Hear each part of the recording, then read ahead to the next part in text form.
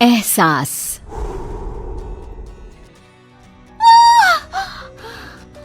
फिर एक सपना, उसके पूरे होने का डर। क्यों ये सब क्यों हो रहा है मेरे साथ? क्यों? प्रीति और उसके सपने, अनकहे अनजाने, कुछ राज समेटे हुए। ये कहानी शुरू होती है बंगाल के एक छोटे से शहर वीरानगंज से, जहाँ प्रीति अपने परिवार के साथ रहती थी।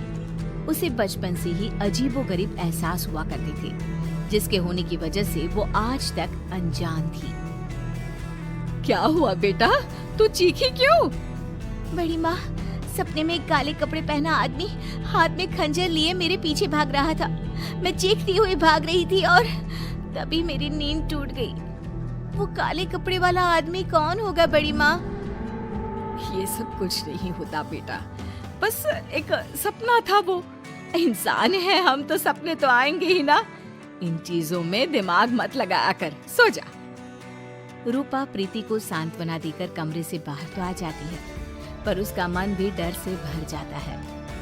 इतिहास अपने आप को दोहरा रहा है। हे देवी माँ, मेरी बच्ची की रक्षा करना। अगली सुबह प्रीति रोज की तरह कॉलेज के लिए निकलती है। रास्ते में उसकी नजर हूबहू वैसे ही आदमी पर पड़ती है जिसे उसने सपने में देखा था। उसका चेहरा बिल्कुल काला और आंखें लाल थी। वो अपनी आंखें बड़ी बड़ी कर प्रीति को देखता है। बड़ी माँ मानती ही नहीं है। लो, वही आदमी दिख गया। अब मैं क्या करूं? भगवान मेरी रक्षा करना। प्रीति जैसे ही ये बात कहकर पीछे मुड़ती है, वो आदमी अचानक ही गायब हो जाता है। मेरा हाथ, बहुत जलन हो रही है। प्रीति क्या देखती है कि उसके हाथ में हर तरफ नोचने के निशान थे। ये अचानक मेरे हाथों पर खरोच के निशान कैसे आ रहे हैं? लग रहा है किसी ने बेरहमी से नोचा है।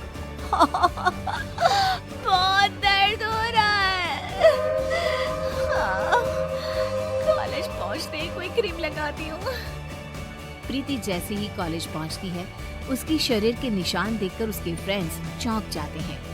प्रिया कहती है, ये ऐसे खरोच के निशान? लग रहा है किसी जानवर ने नोचा हो। ये कैसे हुआ प्रीति? पता नहीं यार, अचानक ही। ऐसी खरोंचें तो अक्सर किसी बुरे सांप के छूने से आ जाती हैं प्रीति। क्या यार, तू भी इसे डरा रहा है? अरे लग गई होगी कोई चोट। कोई चोट नहीं लगी मुझे। शिवम सही कह रहा है। मुझे रास्ते में एक अनजान शख्स दिखाई दिया और उसे मैंने सपने में भी देखा था। फिर अचानक ही वो कहीं गायब हो गया और मेरे शरीर पर ऐसे निशान आ गए। तुम्हारी बुआ के साथ भी कुछ ऐसा ही हुआ था ना? हाँ, पर मैं नहीं जानती ठीक ठीक कि क्या हुआ था। बट शायद मेरी ही उम्र की रही होंगी। मेरी तरह वो भी घटनाओं के होने से पहले उनको महसूस कर लिया करती थी। फिर एक दिन उन्होंने कुछ देखा और फिर वो कभी उठी ही नहीं। बस इतना ही जानती हूँ मैं। तुम लोग ये सब क्या लेकर बैठ गए? प्रीति को दवा लगा दो पहले, और चलो हम लोग कॉलेज के बाद कहीं घूमने जाते हैं, मजा आएगा। प्रीति का मूड ठीक करने के लिए कॉलेज के बाद सभी घूमने निकल पड़ते हैं। सड़क दोनों तरफ से पेड़ों से घिरी हुई, एक ऐसा सफर जो सबका मन मोह ले।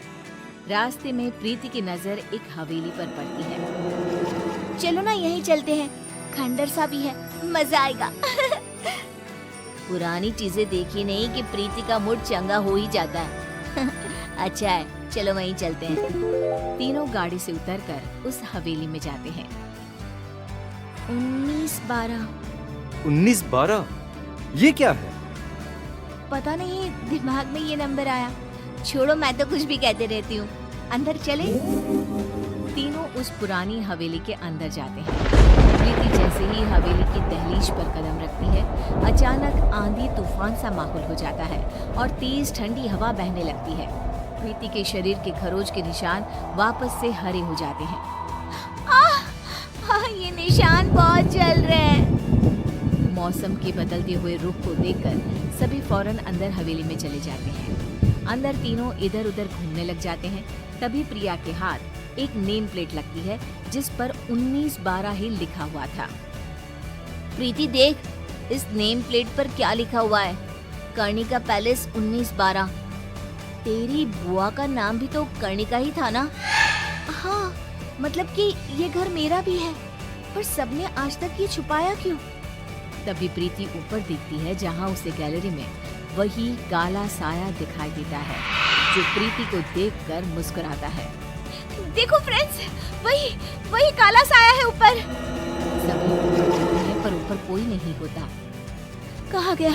अभी तो यही था। मुझे कुछ एहसास हो रहा है। फ्रेंड्स, लगता है मानो इसी हवेली में मैं रही हूँ, पहले, बहुत पहले। तभी अपनी आंखों के सामने प्रीति को कुछ चीज दिखाई देनी शुरू होती है।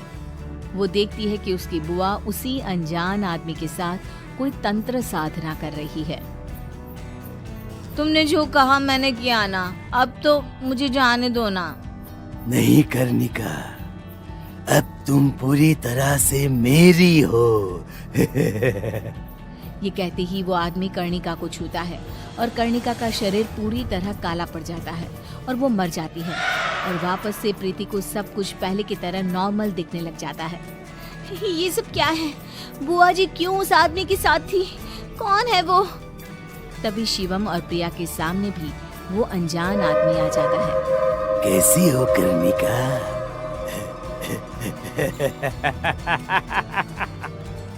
प्रीति के रूप में फिर से पैदा हुई तुम।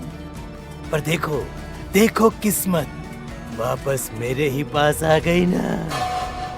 मैं कर्णिका? तुम्हारी बुआ कर्णिका। उसे काले जादू से ताकतें हासिल करनी थी और उसी काले जादू ने मुझे जन्म दिया। उसकी ताकत की लालच उसे ही खा गई और वो दोबारा तुम्हारे रूप में पैदा हुई। इसलिए तुम में बहुत सी शक्तियां हैं, पर अब तुम्हारे जाने का समय हो गया है प्रीति। वो कर्णिका थी, मैं प्रीति हूँ। मुझे किसी भी ताकत की कोई लालच नहीं है। यू कांट डिस्ट्रॉय मी। वो काला साया प्रीति के पीछे भागता है, बिल्कुल उसी तरह जैसा उसने सपने में देखा था। प्रीति भागती हुई ऊपर कमरे में खुद को बंद कर लेती है। आज मेरा सपना ही मुझे बचाएगा। प्रीति अपने सपने को याद करती हुई कमरे के एक कोने में पड़े एक मटके को निकालकर जमीन पर छोड़ देती है और साया गायब हो जाता है।